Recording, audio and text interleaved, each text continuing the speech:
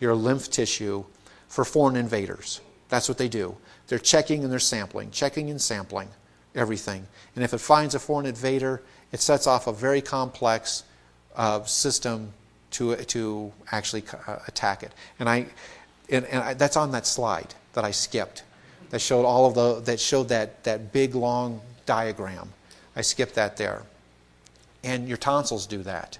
You have nodes at central parts of your body. So if you start to get something in your arm, your axillary lymph nodes get bigger. Now your appendix, right down on the lower right side of your body, is at the junction of the small intestine and the large intestine. And it acts something like, not exactly, but something like your tonsils in your throat, where it is sampling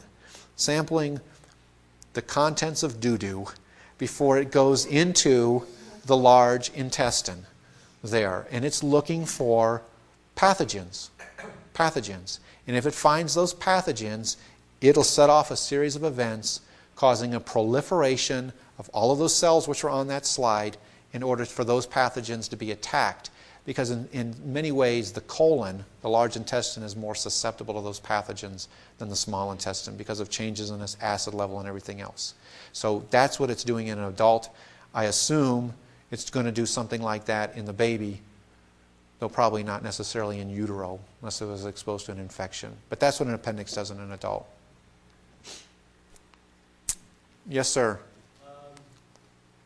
Breastfeeding is best. Breast is best.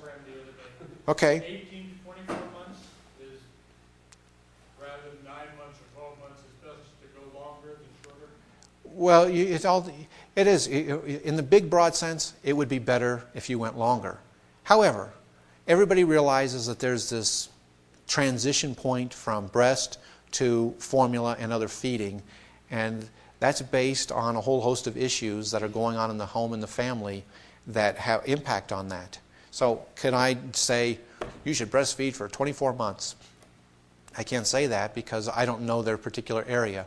What I would encourage my patients to do is breastfeed as long as you can, and as long as practical, and as long as it's comfortable for you until you can do the transition to formula. It had something to do with immunology.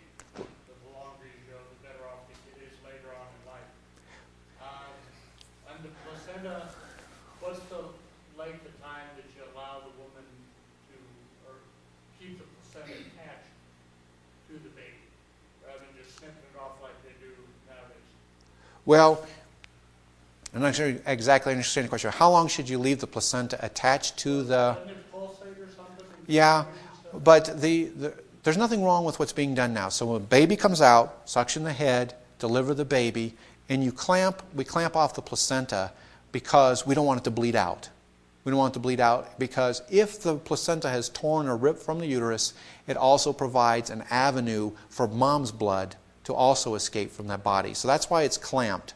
And it's clamped on baby's side so he doesn't pump out until various valves inside the baby begin to shut off. So clamping the cord, there's nothing wrong with that. It prevents bleeding from both ends, from mom or from baby. And then you snip it right in between those two clamps. Nothing wrong with doing that at the beginning because you want to minimize the amount of blood loss from baby or from the placenta. Now what happens is baby's born, mom's uterus continues to contract.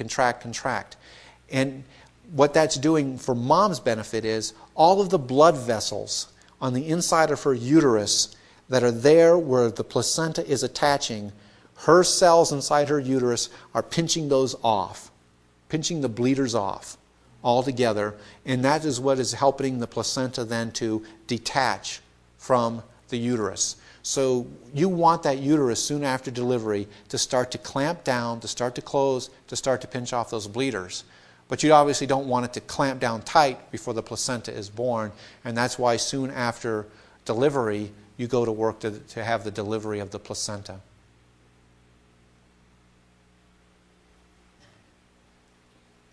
Any others?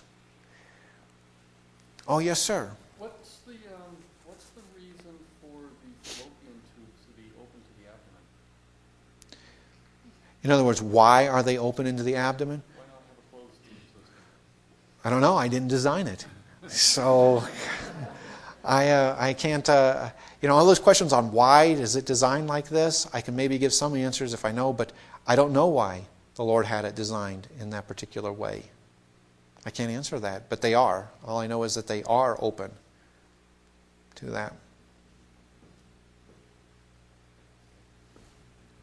Yes, sir. Yes, ma'am. So when a doctor induces labor in a woman that's supposed to be ready to have a baby, she's reached her due date, and that labor goes poorly and it ends in a C-section, is that just simply because there's not enough oxytocin, not enough oxytocin receptors, et cetera, et cetera? Not necessarily. That's not necessarily the reason why it goes that way. Sometimes the labor just stalls out, and so you go to a C-section because it stalls. And it could be because of the receptors, it could be because of uterine fatigue. Sometimes it stalls because mom wears out. She just becomes physically exhausted on that. Sometimes they have a C-section because, the question was, sorry, I didn't announce it, if a doctor induces pregnancy and induces labor, thank you, and it ends up in a, I've never been accused of that. Oh, man. Induces pregnancy, man. On my very first patient, when I was an intern, I was doing a family practice residency. I got that. I think the nurses set me up because I pulled the chart out of the door, this eager beaver little doctor going to go in and see my first clinical patient, and I read the chart, and it says, 21-year-old female having difficulty getting pregnant, has grown weary of Dr. So-and-so, which was one of my fellow doctors there, and wants to try a new resident. And so I was like, wow. So I turn around, and the nurses are looking at me, and it was one of these, well, what does she want me to do, Why does it go wrong? And those are the reasons. And then finally, another reason is by that time, usually you've got the Pitocin going, baby's going. What's the next thing you do to try to hasten the delivery? You go up there and you do what with the membranes? You break the membranes, or you break the bag on that. And there's a time limit. You want that bag to be open because of the possibility of infection to the baby. So any of those reasons could be the reason why stalls out, stops. We just have to go to a C-section on that. Okay, well, thank you guys very, very much. Appreciate it.